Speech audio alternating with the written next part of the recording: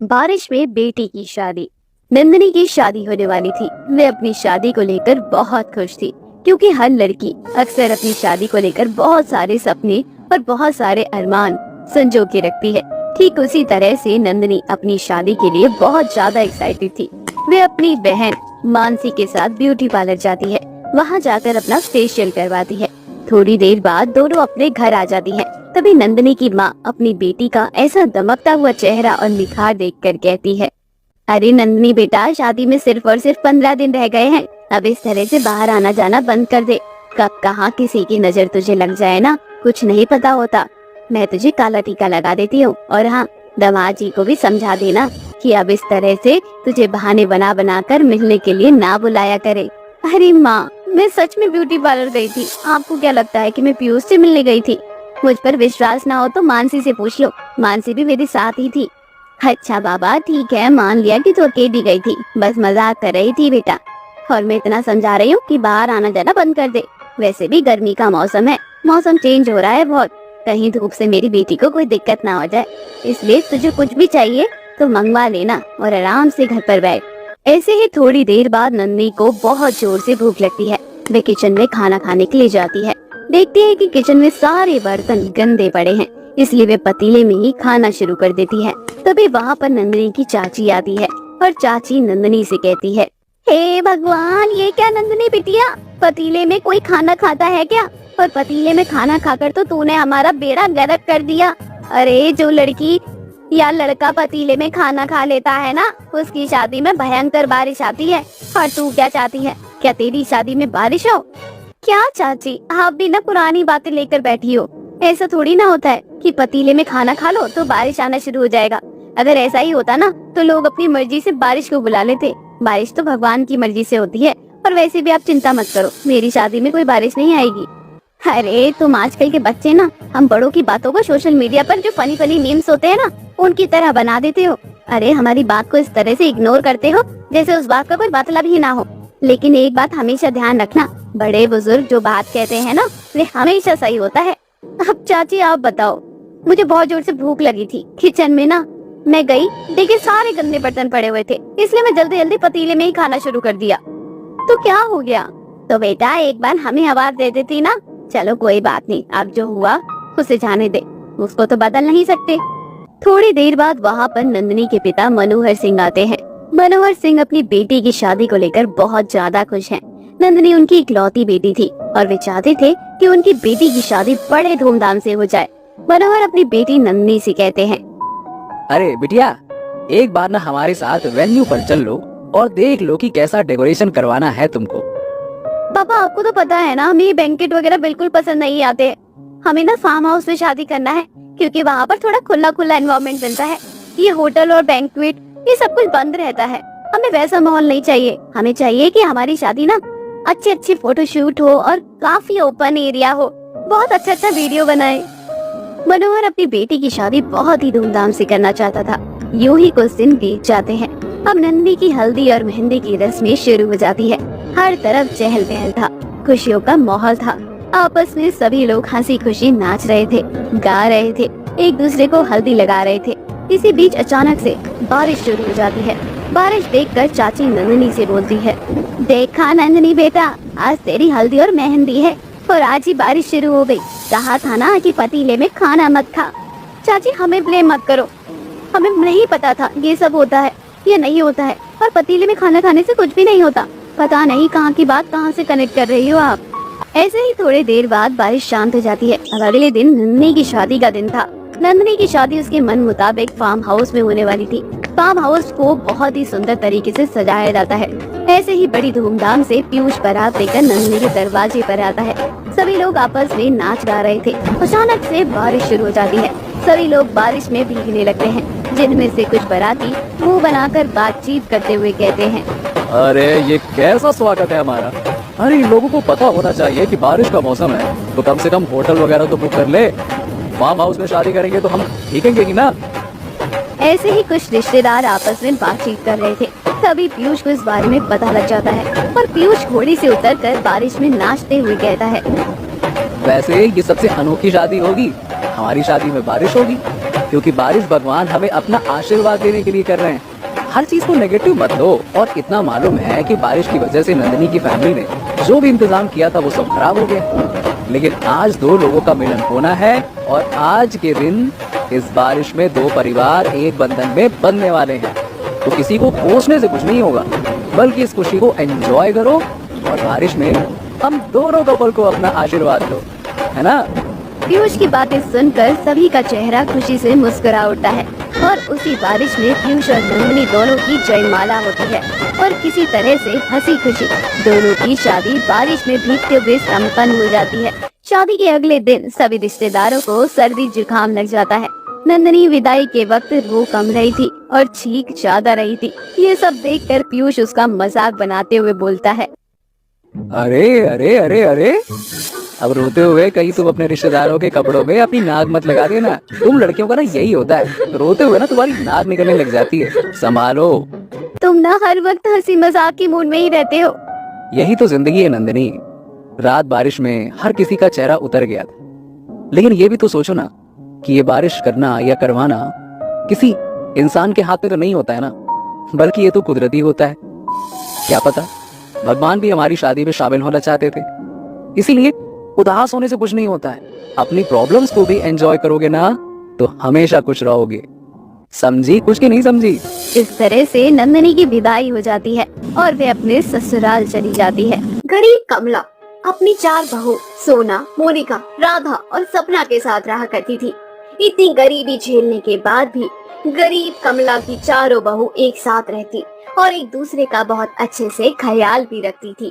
ऐसे ही एक दिन, अरे पवन, तोनू और विनोद बेटा, तुम तीनों यही घर पे बैठे हो और तुम्हारा भाई ईंट की भट्टी पर मजदूरी करने के लिए भी चला गया।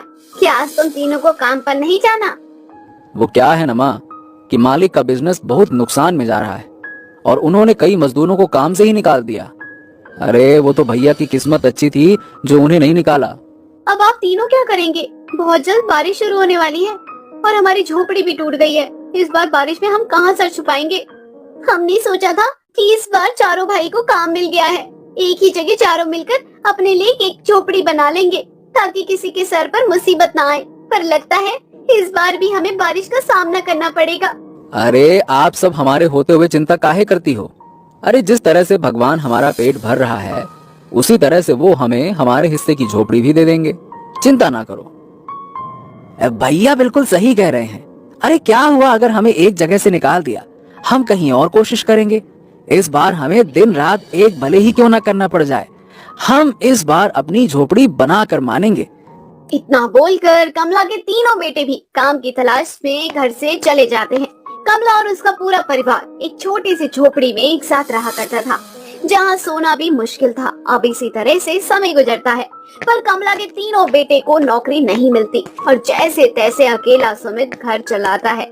ऐसे ही एक दिन, अब तो एक वक्त का खाना भी हमारे लिए पहाड़ होता जा रहा है। आज रात को खाते हैं तो कल सुबह का सोचना पड़ता है। अब इस तरह से घर नहीं चलेगा, हम सबको काम की तलाश करनी होगी। जितना हम सब काम करेंगे हमारे लिए उतनी आसानी होगी अपनी झोपड़ी बनाने में। कमला का पूरा परिवार बारिश में अपनी अलग झोपड़ी बनाकर रहना चाहता था, क्योंकि जिस झोपड़ी में वे लोग रहते थे वह झोपड़ी काफी छोटी थी। उस झोपड़ी में अगर 6 लोग सोते तो 2 लोग बैठे रहते हैं। इसलिए अब घर की बहू भी बाहर नौकरी की तलाश में निकल पड़ती है। मालिक, क्या मुझे आपके घर में नौकरी मिल सकती है? मैं घर के सारे काम जानती हूँ, आपके घर की अच्छे से देखभाल करूँगी, कोई शिकायत नहीं आएगी। प्लीज मुझे नौकरी दे दीजिए। प्लीज हमें नौकरी पर रख लीजिए, हम आपके आगे हाथ जोड़ते हैं, हमें काम की सख्त जरूरत है। देखो हमारे घर में पहले से ही एक नौकर है, हम एक से ज्यादा नौकर रख नहीं सकते, इसलिए हम तुम दोनों में से किसी एक को ही रखेंगे और अब फैसला तुम्हारे ऊपर है। तुम दोनों बताओ कौन हमारे यहाँ काम करेगा? दीदी, तुम यहाँ काम कर लो, मैं कहीं और काम देख लूंगी। दोनों देवरानी जेठानी आपसी सहमति से उस घर में काम के लिए रुक जाती हैं। पर सोना, सपना और मोनिका अब काम की तलाश में इधर उधर घूमती है। बहू, तुम चारों आ गई, कैसा रहा आज का दिन? किसी को नौकरी मिली या नहीं? नहीं माँ जी, पर खुशखबरी है कि राधा को नौकरी मिल चुकी है। अब हमारे घर में 2 जने हैं जो काम करते हैं। ये तो बहुत अच्छी बात है बहू, तुम तीनों हिम्मत मत हारना, राधा बहू की तरह तुम तीनों को भी काम मिल जाएगा, और भगवान ने चाहा तो तुम तीनों से पहले मेरे तीनों बेटों को भी नौकरी मिल जाएगी। भगवान हम पर दया दृष्टि बनाए रखना। कमला और उसके परिवार को उम्मीद की छोटी सी किरण नजर आती है जब राधा की नौकरी लगती है और रात को ही तेज बारिश होने लगती है और उनकी बची कुची झोपड़ी भी पूरी तरह से उजड़ जाती है। भगवान आखिर हमसे चाहता क्या है? हम सब बेरोजगार हैं। ले देकर एक झोपड़ी थी, वे भी बारिश के मौसम आने से पहले ही उजाड़ गया। इस तेज आंधी तूफान में हमसे हमारी टूटी फूटी झोपड़ी भी छीन ली। मोनिका, हिम्मत मत हारो। भगवान के घर देर है अंधेर नहीं। तुम तीनों नौकरी की तलाश में जाओ। हम तीनों भाई माँ के साथ मिलकर झोपड़ी की छत ठीक करते हैं, ठीक है? हाँ बहू, पवन बिल्कुल सही कह रहा है।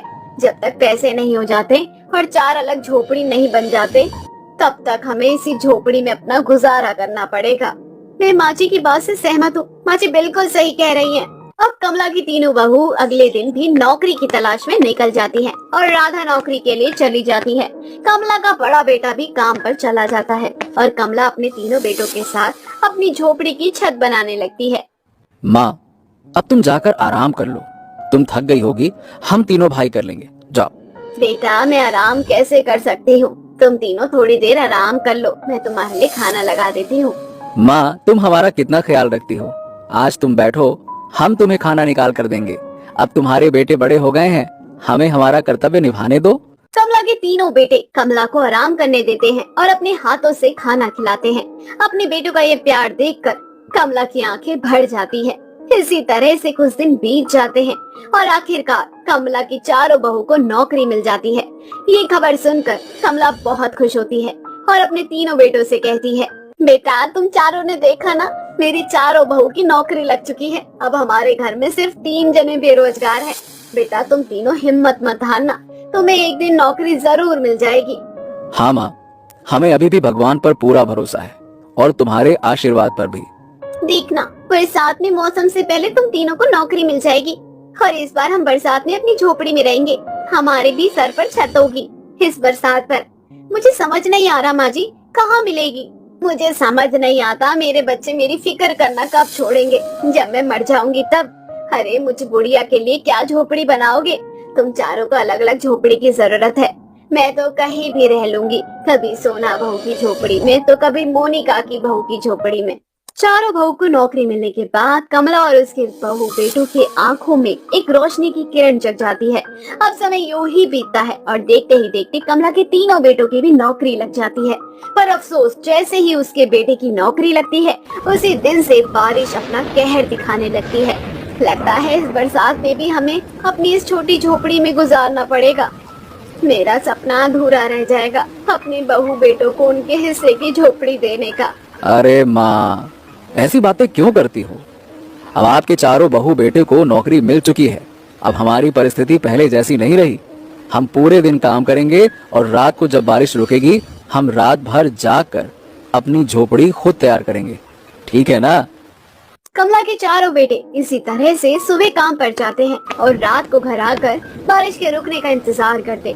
बारिश जैसे ही रुकती, कमला के चारों बहू बेटे अपने काम पर लग जाते और कमला उन सभी के लिए खाना बनाती।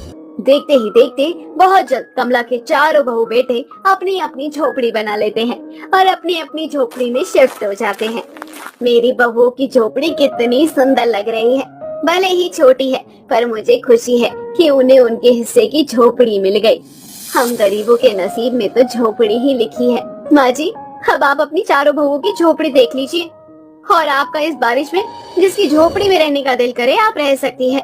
कमला जैसे ही सोना की झोपड़ी से अपना पहला कदम बाहर निकालती है, तेज बारिश होने लगती है पर सोना की झोपड़ी में एक बूंद पानी नहीं आता। ये देखकर कमला के दिल को बहुत खुशी मिलती है और इस तरह से कमला की चारों बहू बारिश में अपनी झोपड़ी अपनी मेहनत से बनाकर तैयार कर लेती है।